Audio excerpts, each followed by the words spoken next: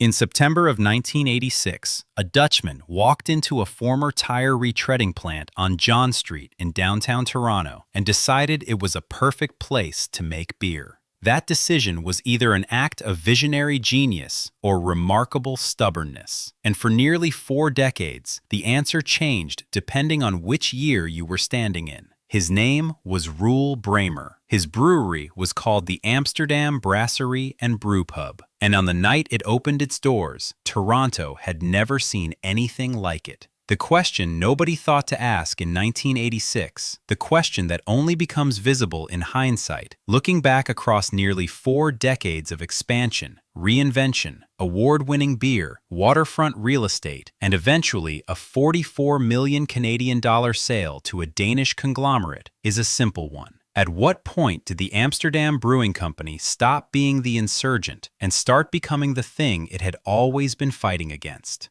The Amsterdam Brewing Company was Toronto's original craft brewpub. That is not a marketing phrase. It is a verifiable historical fact. Before Amsterdam, Torontonians who wanted flavor in their beer drank imports. The domestic market was dominated by Molson and Labatt, 2 industrial giants whose combined grip on the Canadian beer landscape was so total that the idea of a locally made, handcrafted lager brewed on-premise in a converted workshop seemed to many people at the time either eccentric or delusional. Bramer made it work. He grew it. He opened a second location. He expanded into microbrewing. He acquired competitors. He moved to a 62,500 square foot production facility in Leaside. He opened a 14,000 square foot brewhouse on the Toronto waterfront. He built a brand that Toronto drank for generations. Then, in July of 2022, he sold it. Not to another Canadian brewer, not to a community trust or an employee collective, to Royal Unibrew, a company headquartered in Faxe, Denmark, that sells beer under the Royal label and brews Heineken for the Danish market, and that wanted Amsterdam not because of what it represented, but because of where it was located and how much it could produce. This is the story of how a Dutch immigrant built Toronto's beer soul, how that soul was shaped and tested over nearly 40 years of craft beer revolution, pandemic disaster, and market saturation, and how it ended up, in the end, in the hands of a company most Canadians had never heard of. Welcome inside the brewpubs and production halls and boardrooms of the Amsterdam Brewing Company, where the most important question was never how to make good beer, but whether making good beer was enough to survive.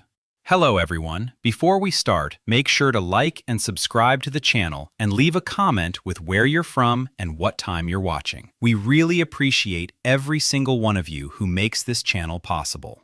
September of 1986, 133 John Street, Toronto, Ontario. The building at 133 John Street had most recently been used to retread tires. The Toronto Entertainment District, the stretch of downtown that would eventually become one of the most densely populated nightlife corridors in Canada, barely existed yet. The CN Tower had been standing for 11 years. The Rogers Centre, then called the Sky Dome, would not open for another 3 years. John Street was not yet a destination. It was just a street. Roel Bramer, a Dutch expatriate with a passion for the kind of full-flavored beer common across Europe and conspicuously absent from Canadian taps, saw potential in the industrial space that others had passed over. He signed the lease. He installed brewing equipment. He opened the Amsterdam Brasserie and Brewpub, the first establishment of its kind in Toronto, offering patrons handcrafted lagers and ales brewed in-house on the premises every single day. The concept was almost revolutionary in its simplicity. In 1986, the Canadian beer market was an oligopoly. Molson and Labatt controlled the landscape with a thoroughness that bordered on the absolute. Both companies produced light, highly carbonated lagers engineered for maximum volume and minimum controversy. The Liquor Control Board of Ontario, the LCBO, was the primary retail channel, and it stocked what the major producers delivered. Craft beer, in the modern sense of the term, barely existed as a category in Canada. The country's first recorded modern craft brewery had opened in British Columbia only in 1982. most Canadians had never heard the word craft applied to beer, let alone tasted it. Amsterdam changed that, at least in Toronto. From the very first pint poured at the John Street location, the brewery offered something the city's other taps did not: flavor. Real flavor. Ales with complexity, lagers with character, seasonal beers that changed with the calendar rather than remaining frozen in the same formulation year after year. The Nut Brown Ale, in particular, became something of a local institution. The kind of beer that regulars ordered without consulting a menu, the kind that made people say to their friends, "You have to try this." By 1988, the Amsterdam had outgrown John Street. Bramer opened a second location, the Rotterdam on King Street West, that was billed at the time as the largest brew pub in the world. The city that had barely known what a brew pub was in 1986 was now hosting the largest one on Earth. The growth was not gradual, it was a signal. But the question the early success concealed, the question that would take decades to fully surface, was whether the growth model was sustainable on its own terms, or whether it was dependent on novelty. Amsterdam was the only game in town. What would happen when the town filled up with competitors? That question would not find its answer for many years. In the meantime, there was beer to brew, and Toronto was thirsty. 1993, King Street West, Toronto. The Amsterdam Brasserie on John Street closed in 1993, 7 years after it had opened Toronto's eyes to the possibility of craft beer. The closure was not a defeat. It was a strategic consolidation. Operations were moved entirely to the King Street West Rotterdam location, and the company was formally renamed the Amsterdam Brewing Company. The brew pub model, food and drink together, brewing on premise, gave way to something harder-edged and more focused, a microbrewery, producing beer for distribution and sale beyond the four walls of a single restaurant. The decision was consequential. By choosing to become a microbrewery rather than simply a chain of brew pubs, Amsterdam was committing to compete in the retail and wholesale market, to put its beer on LCBO shelves, into bars and restaurants across Ontario, and into the hands of consumers who had never set foot inside a brew pub and never would. It was the difference between running a beloved neighborhood restaurant and trying to build a national food brand. The skills overlap, but not entirely. The risks are fundamentally different. The company moved its production operations to Bathurst Street, near Fort York, a neighborhood that sat outside the downtown entertainment corridor but was close to the city's heart. From that location, the Amsterdam team focused on building a product lineup that could survive not just on charm and novelty, but on consistency and quality. The Natural Blonde, a flagship lager brewed with all natural ingredients, never heat pasteurized, always cold filtered, was the anchor product. It had been brewed daily since 1986, and it remained the beer that carried the Amsterdam name most broadly into the Ontario market.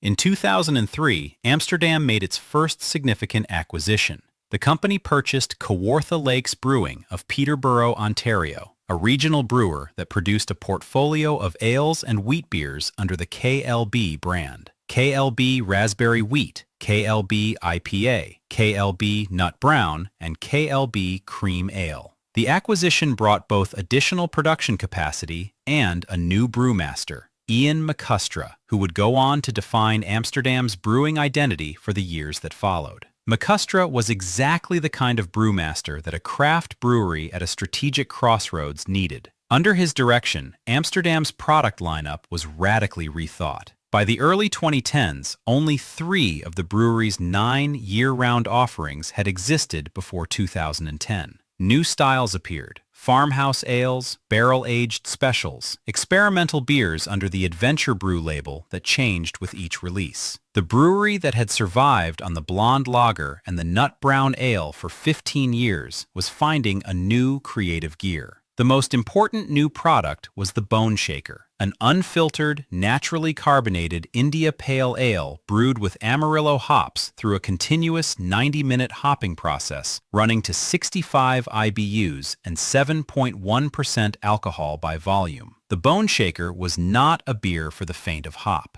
It was aggressive. It was complex. It was, for the moment it arrived in the Ontario market, something the province had not quite seen before. Beer advocate reviewers from New York and Illinois were writing about it. It was the first Amsterdam beer to reach Alberta, carried west by the company's expanding distribution. It won awards. It put Amsterdam's name in national conversations about craft beer quality for the first time in a generation. The company was building something real, and the city was paying attention in a way it had not since the original night on John Street. 2012, 45 Esandar Drive, Leaside, Toronto. On November 1st of 2012, Amsterdam Brewing Company left Bathurst Street and moved to a facility at 45 Esandar Drive in the Leaside neighborhood, directly east of the Leaside Village retail area, close to Laird Drive and south of Eglinton Avenue. The new brewing space was 20,000 square feet at the start. Over the years that followed, it would grow to 62,500 square feet, with an additional 25,000 square feet in a building at 51 Esandar Drive next door. The move was not incremental. It was a statement. The facility at Esandar Drive was designed for growth. It featured a sampling room with over 10 beers on tap. It had a glass wall, 40 feet wide, 10 feet tall, through which visitors could look directly into the brewing facility. It included 2,000 square feet of event space for casking events, beer seminars, and corporate bookings. The retail experience was built around the idea that consumers who came to buy beer should also be able to understand how it was made and who was making it. But the Leaside production facility was only part of the vision. 6 months after moving, in May of 2013, Amsterdam opened the Amsterdam Brew House at 245 Queens Quay West on the Toronto waterfront, steps from the CN Tower, Ripley's Aquarium, Rogers Centre, Scotiabank Arena, and Union Station. The brew house was a different order of magnitude from anything Amsterdam had done before. 14,000 square feet, 800 seats, with 500 indoors and 300 spread across 4 separate waterfront patios with direct views of Lake Ontario and the Toronto Islands. 20,000 bottle caps made up the silvery mosaic on the west wall. 7 beers on tap, including seasonal and small batch adventure brews brewed on site. The partnership that made the brew house possible was between Amsterdam and the Urban Dining Group, headed by Todd Sherman, a family-run hospitality company that became an equal partner in the waterfront venture. Together, they created something that Toronto had not previously had, a destination craft brewery experience on the lakefront, combining production, hospitality, retail, and spectacle in one address. In October of 2017, Amsterdam and the Urban Dining Group added a second brew pub, the Amsterdam Barrel House in Leaside, only 400 steps from the main production brewery at Esandar Drive. The Barrel House was designed to serve the immediate neighborhood, a local pub, a wood-fired grill, a family dining room, garden patios, and an event space for 50 guests. It was intimate where the brew house was vast. Together, the two venues framed Amsterdam's ambition, a company that wanted to be both the city's largest waterfront craft experience and its most beloved neighborhood local. From the outside, the trajectory looked like a sustained success story. Production expanding, 2 restaurant locations opening, national distribution reaching Alberta, the Bone Shaker winning awards. And underneath all of it, a question nobody was asking yet. Was Amsterdam growing because demand was unlimited, or because it was racing to get ahead of something dark on the horizon of the Canadian craft beer market before it arrived? 2015, Toronto, Ontario, nationwide. The investigative question about Amsterdam's growth cannot be answered without understanding the landscape it was growing through. And that landscape, by the mid-2010s, had changed in ways that made 1986 look like a different country.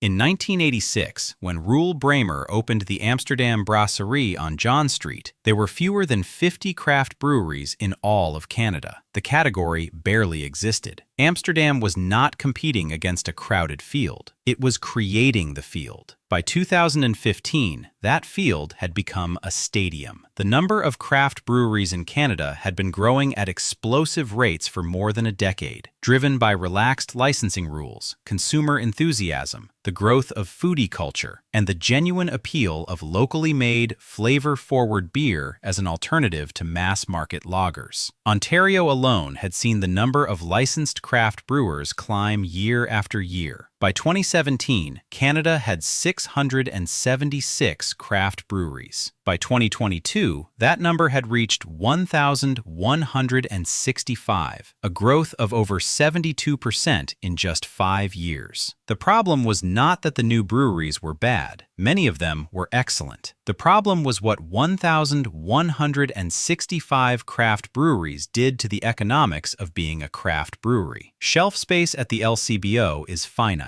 Restaurant tap handles are finite. Consumer attention is finite. When there were 50 craft breweries in Canada, the best ones could rely on standing out by default. When there were over 1,000, standing out required either extraordinary marketing budgets, extraordinary innovation, or extraordinary luck. Amsterdam had none of the above in unlimited supply. It had strong brands, the Bone Shaker, the Big Wheel Amber, the Natural Blonde. It had 2 premium hospitality venues that cost serious money to operate. It had a 62,000 square foot production facility to fill. And it was operating in a market where per capita beer consumption had been falling every year since 2016, dropping from an already declining baseline. The data assembled after the fact tells a clear story. Beer's share of total alcohol sales in Canada fell from almost 50% in 2004 to just 35% in 2022. Canadian consumers were switching to wine, spirits, ready-to-drink cocktails, hard seltzers, and cannabis products at a rate that directly eroded the market that craft beer had spent 30 years building. The volume of beer sold in Canada decreased every year after 2016, without exception. Amsterdam, by 2015, was one of the most established and respected craft breweries in Ontario. It was also operating in an environment that was quietly turning hostile. Not because anyone had done anything wrong, but because the category was contracting while the number of players was still expanding. The question nobody in the company's boardroom or brew house was answering publicly, but that the financial trajectory was beginning to pose with increasing urgency, was this: what does a large craft brewery do when the market for craft beer starts to shrink? March of 2020, Toronto, Ontario. The Amsterdam Brewhouse on Queen's Quay West had 800 seats. On the day the Ontario government ordered the closure of bars and restaurants in response to the COVID-19 pandemic, those 800 seats became a liability overnight. The hospitality component of Amsterdam's business, the brewhouse on the waterfront, the barrel house in Leaside, was not a minor supplement to the production brewery. It was a core revenue stream, and for a craft brewery of Amsterdam's scale and cost structure, a revenue stream of that importance cannot simply be paused without severe consequences. The brewhouse alone represented one of the largest craft brewery dining facilities in Canada.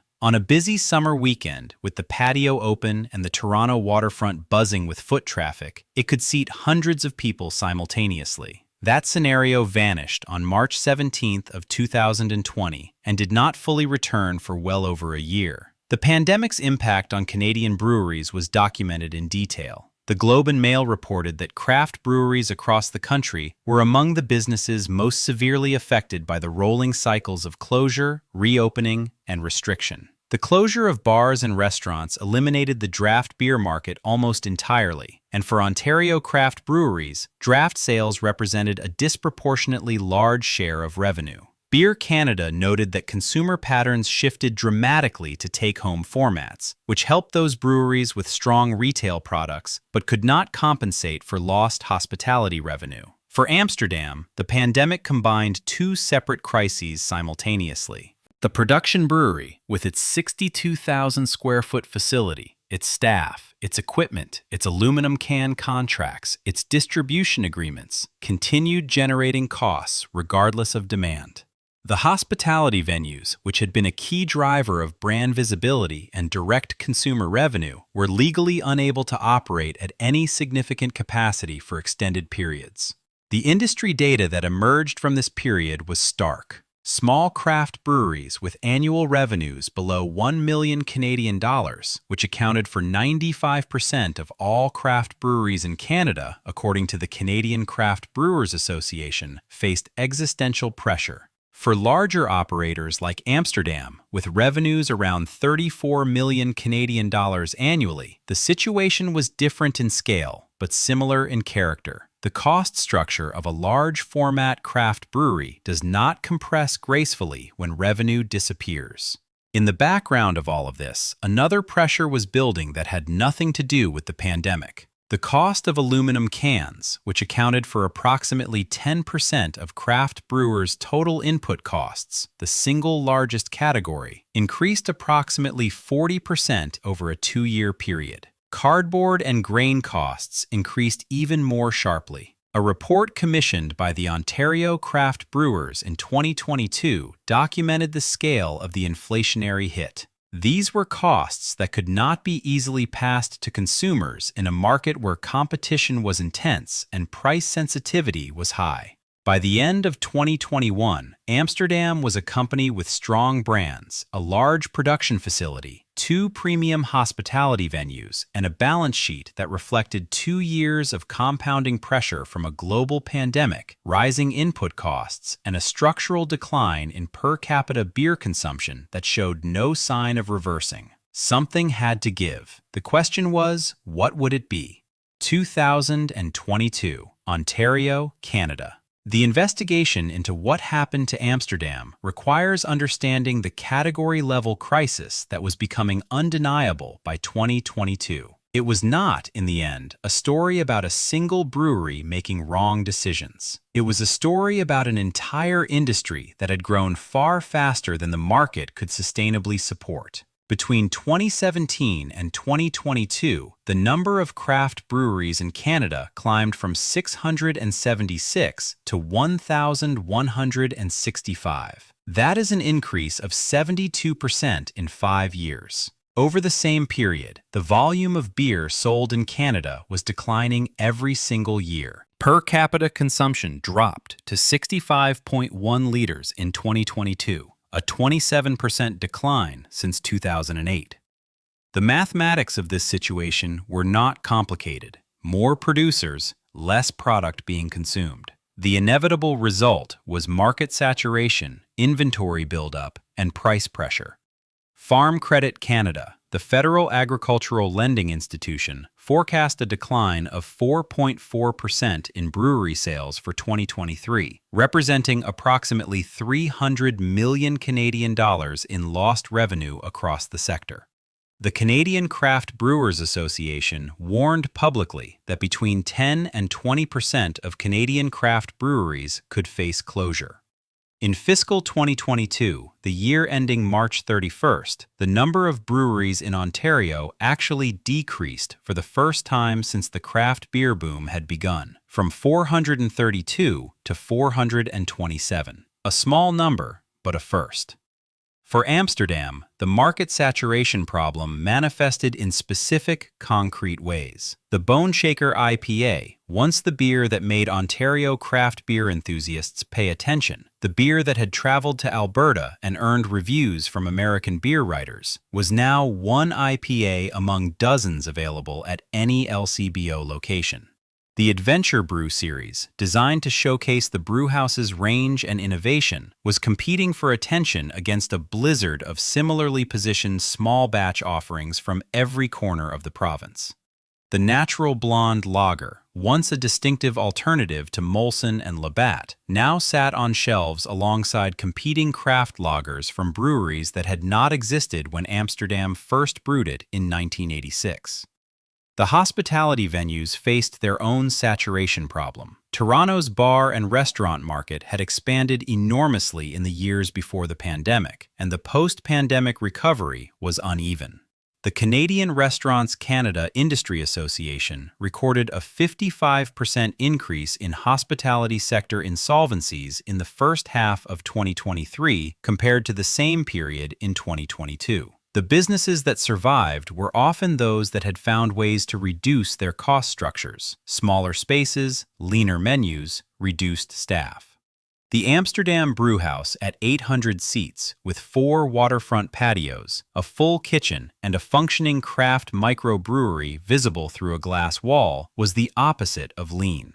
The investigation reveals that what appeared, from the outside, to be a management or strategy failure was in reality a structural trap. Amsterdam had built its infrastructure for a world in which craft beer demand was growing, hospitality was stable, and being a large and established operator conferred competitive advantages. By 2022, none of those conditions held simultaneously. July of 2022, Faxe Denmark, Toronto, Ontario. On July 15th of 2022, Royal Unibrew, a publicly traded Danish brewing and beverage company headquartered in Faxe, Denmark, announced that it had entered into an agreement to purchase 100% of Amsterdam Brewery Company Limited for 44 million Canadian dollars. The announcement was framed, in Royal Unibrew's press release, as an exciting strategic acquisition that would help the Danish company expand its Americas business. CEO Lars Jensen said the acquisition was very important for the future growth of Royal Unibrew in the Americas region. He spoke of adding production capacity in Canada, reducing transportation costs and CO2 footprint from shipping product across the Atlantic, and better serving both Canadian and American markets from a local base. Those were accurate statements, but they told only half the story. Royal Unibrew's interest in Amsterdam was not primarily about craft beer enthusiasm. It was about logistics and geography. The Danish company had been growing its export business in the Americas for years, but was finding the model increasingly strained by high freight costs and unpredictable supply chains, problems that had been dramatically amplified by the global shipping disruptions of 2020 and 2021.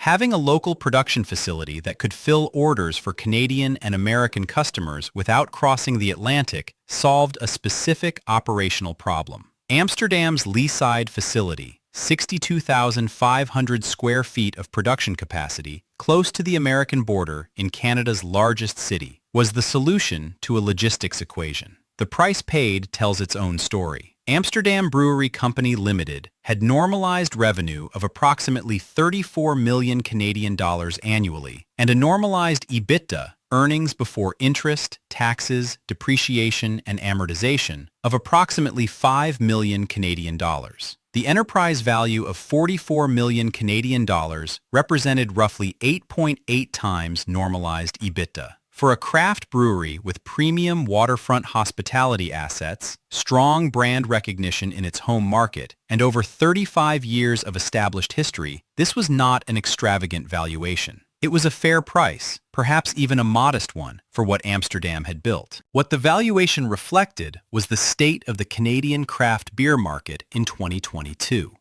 A company that was arguably irreplaceable in terms of its cultural and historical significance to the Toronto beer scene, the original craft brew pub, the Bone Shaker Brewery, the waterfront destination, was worth $44 million in a market that had spent years contracting around it.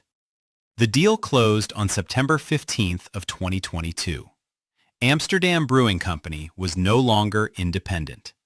The Dutch immigrant who had turned a tire retreading plant on John Street into a craft beer institution had, through a chain of market forces, pandemic pressures, and strategic calculations that no single decision-maker fully controlled, guided his brewery into the hands of a company in Denmark whose flagship brand was a beer called Faxe. The beers were still being brewed. The Bone Shaker was still being poured. The brew house was still serving pints on the waterfront. But something irreversible had changed. September of 2022 through 2024, Toronto, Ontario. The investigation into what happened after Royal Unibrew acquired Amsterdam reveals a company in transition. Not a dramatic collapse, but a sustained recalibration that changed the character of the brand in ways that did not show up in a single news headline.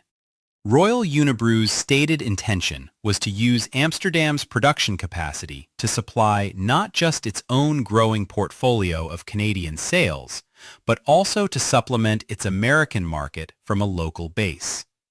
The company owns several brands in Denmark, Faxe being the most recognizable in Canada, and a range of European labels. It brews Heineken under license in Denmark. Its strategy in the Americas was to build a production platform from which to distribute its international portfolio without the cost and complexity of transatlantic shipping. This strategic logic was sound from Royal Unibrew's perspective. It was also, by definition, a reorientation of Amsterdam's production capacity away from Amsterdam's brands and toward Royal Unibrew's brands. A brewery that had spent 36 years building products, the Bone Shaker, the Blonde, the Big Wheel, the Adventure Brews, to satisfy the tastes of Toronto drinkers, was now also a production node in a global Danish beverage company's logistics network. The broader Canadian craft beer market continued to contract through 2023 and 2024.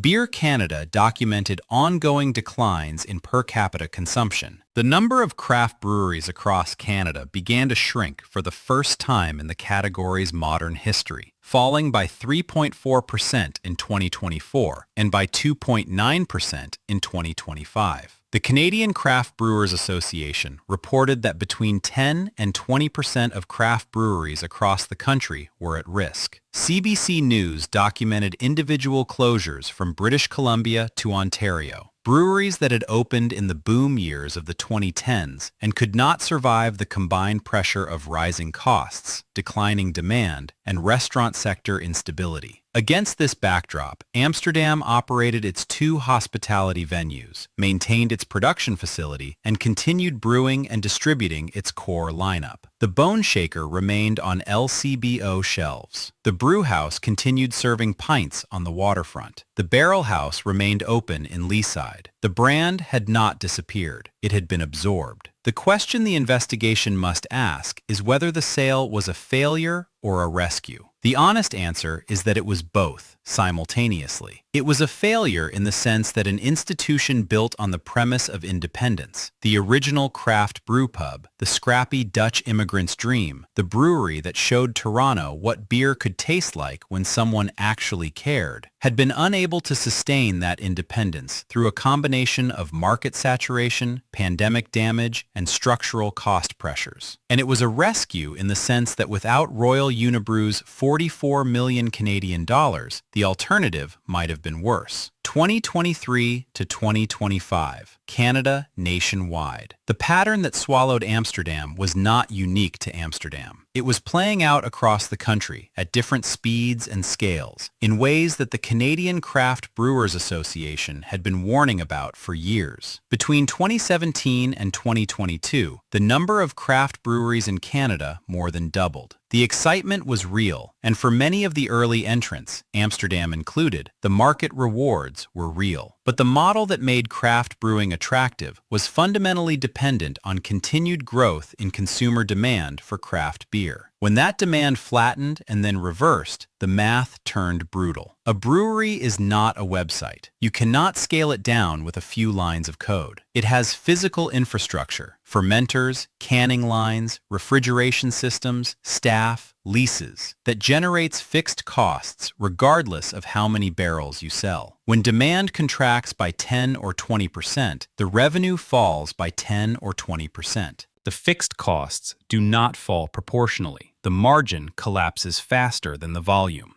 For breweries with significant hospitality operations, the model that Amsterdam represented and that dozens of other Ontario craft breweries had adopted, the restaurant sector instability of 2023 created a second simultaneous pressure.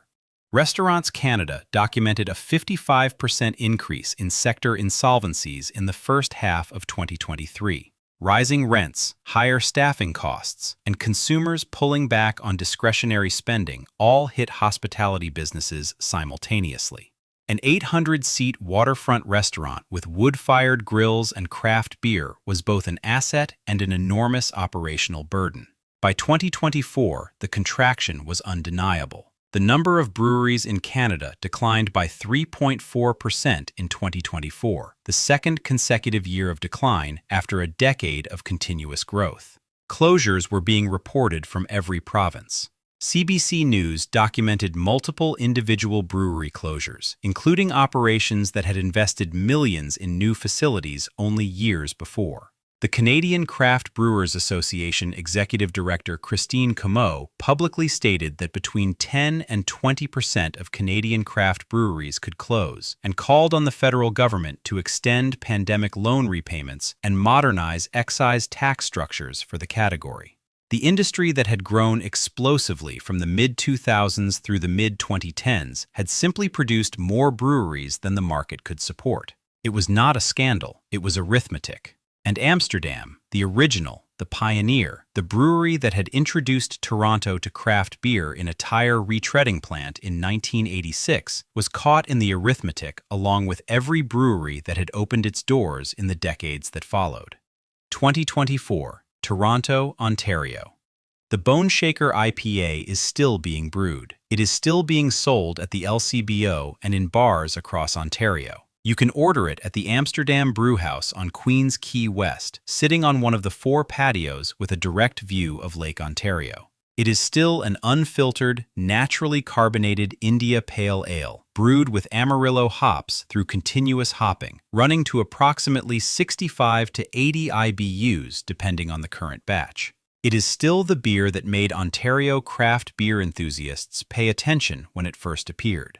What has changed is the context in which it exists. The Amsterdam Brewing Company is no longer an independent Canadian craft brewery. It is a subsidiary of Royal Unibrew, a Danish beverage conglomerate, managed from its Leaside production facility under the leadership of Jeff Carefoot. The beer is the same, the company is not. The Amsterdam that existed in the public imagination, the scrappy Dutch immigrant's dream, the tire plant turned brewpub, the brewery that proved Toronto could have great beer if someone was willing to fight for it. That Amsterdam is a story now. A good story, a true story, but a story. What occupies the building at 45 Asandar Drive is a production facility owned by a Danish company, producing craft beer for the Canadian market alongside supporting the Royal Unibrew portfolio. The facility has grown from 20,000 square feet in 2012 to over 62,500 square feet. It is capable, efficient, and technically well-equipped. It is not, in any meaningful sense, the brewery that Roel Bramer built in a tire plant in 1986. The investigation into Amsterdam's trajectory does not reveal villains. Roel Bramer built something extraordinary and deserved credit for it. The successive operators who expanded the production facility, opened the waterfront brewhouse, developed the Bone Shaker and the Adventure Brews, built the Barrel House in Leaside. They were, by all available evidence, making intelligent decisions in difficult conditions. Royal Unibrew paid a fair price for a valuable asset and had legitimate business reasons for the acquisition. The Canadian craft beer market was not destroyed by mismanagement. It was overwhelmed by its own enthusiasm. But the investigation must acknowledge what was lost in the transaction. When Amsterdam was sold, Toronto lost its original. The brewery that had created the conditions for every other craft brewery in the city to exist, that had walked into a tire plant and said, "This is where we make beer now," became a node in a global logistics network. The 44 million Canadian dollars flowed somewhere. The story stayed in Toronto, filed between the memories of people who drank the first pints in 1986 and the people who are drinking the Bone Shaker today without knowing the history of what they're holding. 2022 to 2025. Toronto, Ontario, Faxe, Denmark. The investigative record of Amsterdam Brewing Company's trajectory leaves several questions imperfectly answered. They are worth naming. The first question is whether the sale to Royal Unibrew was inevitable. The evidence suggests it was not. Had the pandemic not occurred, or had it occurred 2 years earlier or later, Amsterdam's financial position might have allowed it to survive the market saturation phase as an independent company. The timing was particularly cruel. The company had just completed its largest infrastructure investments, with the Leaside facility at full expansion and the waterfront brewhouse fully operational, when the pandemic eliminated hospitality revenue for over a year. A company with less physical infrastructure might have compressed more easily. Amsterdam could not. The second question is whether the Canadian craft beer boom was mismanaged at a policy level. The evidence suggests it was. The provinces, particularly Ontario, created regulatory conditions that encouraged the rapid proliferation of craft breweries without fully accounting for the market consequences of having more than 1,000 new producers enter a category whose total consumption was falling. The LCBO shelf space, the restaurant tap handles, the distribution networks, none of these expanded proportionally with the number of brewers seeking access to them. The Canadian Craft Brewers Association was raising alarms about this dynamic for years before the contraction began. The federal government's excise tax structure, which the CCBA repeatedly asked to be modernized, added an additional cost burden that squeezed margins further. Whether any of these policy factors could have been corrected in time to prevent the wave of closures and acquisitions that followed is unclear. What is clear is that they were identified and not addressed with sufficient urgency. The third question, the one that the sale of Amsterdam poses most directly, is what it means for a craft beer identity to survive a corporate acquisition. Royal Unibrew retained the brand names, the recipes, the facilities, and most of the staff. The Bone Shaker is still the Bone Shaker. The Brewhouse is still the Brewhouse. From the perspective of a consumer ordering a pint on the waterfront patio, very little has visibly changed. But the investigation of a company is not the same as the investigation of a consumer experience. The Amsterdam Brewing Company was founded on a specific proposition that an independent, locally owned, flavor-first brewery could compete and win in a market dominated by industrial giants. That proposition was proved correct for 36 years. When Royal Unibrew acquired the company in 2022, that proposition was retired, not disproved, but retired. The independent brewery had become the thing it had been created to provide an alternative to. 2025, Canada nationwide. The numbers from the Canadian brewing industry in 2024 and 2025 confirm that the pressures that drove Amsterdam's sale have not abated. They have deepened.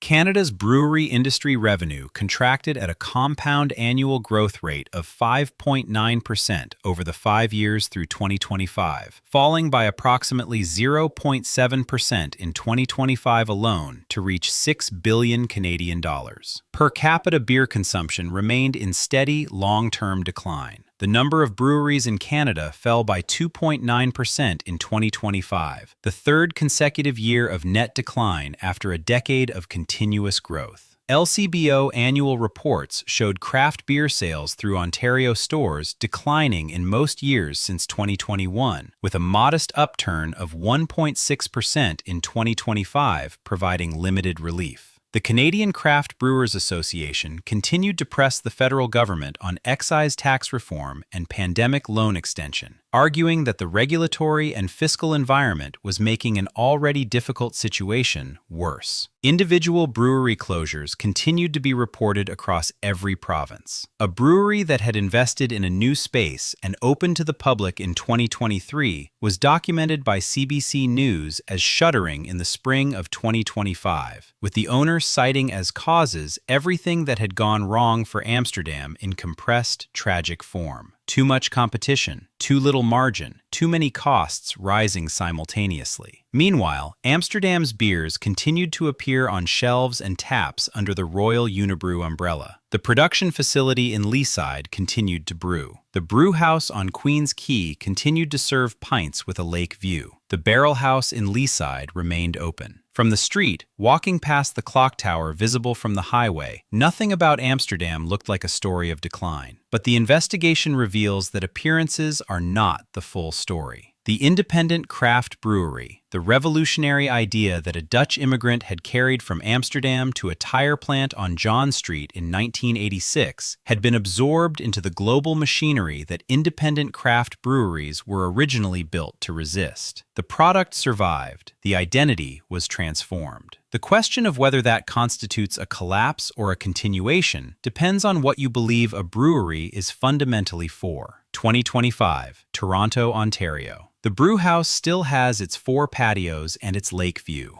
On a warm evening, sitting outside with a bone shaker in hand and the CN Tower visible to the west, the Amsterdam story feels uncomplicated. Good beer, good location, good city. The beer is what it always was. But the investigation has assembled the evidence that the uncomplicated view obscures. The craft brewery that opened on John Street in 1986 was not just a place to drink beer. It was an argument, a living argument, that the Canadian beer market was capable of producing something other than industrial lager, that local, independent, flavor-first production was viable, and that a single, passionate operator with enough stubbornness and skill could build a lasting institution in the face of Molson and Labatt and the LCBO's structural preferences. That argument won. Amsterdam was proof of it, and the proof it generated created an industry that, in the fullness of time, grew so large that it undermined the economic conditions that had made the original argument possible. 1,165 craft breweries in Canada, 35% market share for beer in total alcohol sales, down from 50% in 2004. Falling per capita consumption every year after 2016.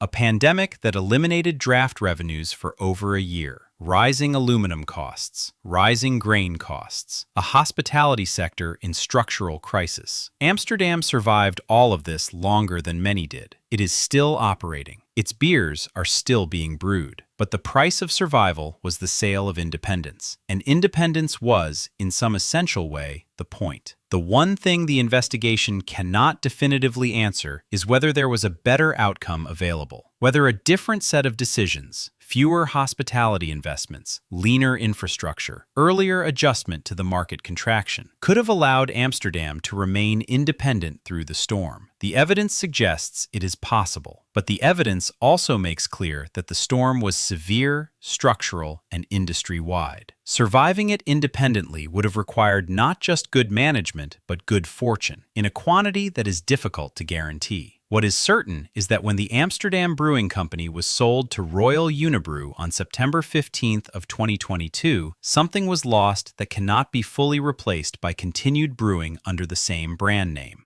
The record closest to the full truth is the one that began with a tire plant on John Street in 1986 and ended with a Danish corporate acquisition 36 years later, and everything that happened in between, which was a great deal, most of it extraordinary, and none of it quite enough to hold the line forever. Return to the question asked at the beginning. At what point did the Amsterdam Brewing Company stop being the insurgent and start becoming the thing it had always been fighting against? The investigation suggests there is no clean answer. There was no single moment of betrayal, no catastrophic decision, no identifiable villain. There was instead a slow transformation, driven by success itself, in which a brewery that had been small enough to be revolutionary became large enough to face the same structural pressures that had always threatened large operations, and was not quite large enough to absorb them indefinitely. Three things the investigation revealed deserve to be named directly as the lessons embedded in Amsterdam's arc. The first is that categories are not permanent. The craft beer revolution that Amsterdam helped ignite in Toronto was a genuine and lasting cultural achievement. But revolutions do not stay revolutionary forever. By 2022, the category that Amsterdam had pioneered in 1986 had become a commoditized marketplace of over 1,000 competing producers. The insurgent advantage, being first, being different, being the only option for consumers who wanted flavor, had been consumed by the very revolution it produced. The lesson is that the competitive position that justifies a business's existence is never guaranteed to persist. The world catches up, and when it does, the original mover must find a new reason to win. The second thing the investigation revealed is that hospitality and production are two different businesses with two different risk profiles. Amsterdam's decision to invest heavily in the brew house on the waterfront and the barrel house in Leaside created genuine value. Brand visibility, direct consumer relationships, premium revenue streams. It also created enormous fixed costs that could not be compressed when a pandemic eliminated hospitality revenue for over a year. The lesson is not that hospitality investment is wrong. It is that the operational leverage it creates cuts both ways, amplifying success in good times and amplifying vulnerability in bad ones. The third thing the investigation revealed is that the Canadian craft beer industry was not adequately regulated for the scale of growth it experienced. Over 1,000 breweries competing in a market of declining per capita consumption was not a market failure in the traditional sense. Nobody was breaking the rules. It was a policy failure in the sense that the rules were not updated to account for the consequences of enabling unlimited entry into a contracting category. The excise tax structure, the distribution framework, the LCBO shelf allocation, all of these were designed for a different era. When 1,000 new producers entered the market without policy adjustment, the result was predictable: contraction, consolidation, and the elimination of some of the most capable and historically significant operators in the category. Amsterdam still brews. Royal Unibrew still owns it. The Bone Shaker is still being poured on the waterfront. In that sense, the story continues. But the tire plant on John Street is long gone, converted to something else. And the Dutchman who walked in with a vision of what beer could taste like, who proved for 36 years that he was right, left behind a brand that now belongs to Denmark. The question that was never fully answered is whether it had to end that way. The evidence says, not necessarily. But the evidence also says, given everything that happened, it is not hard to understand why it did.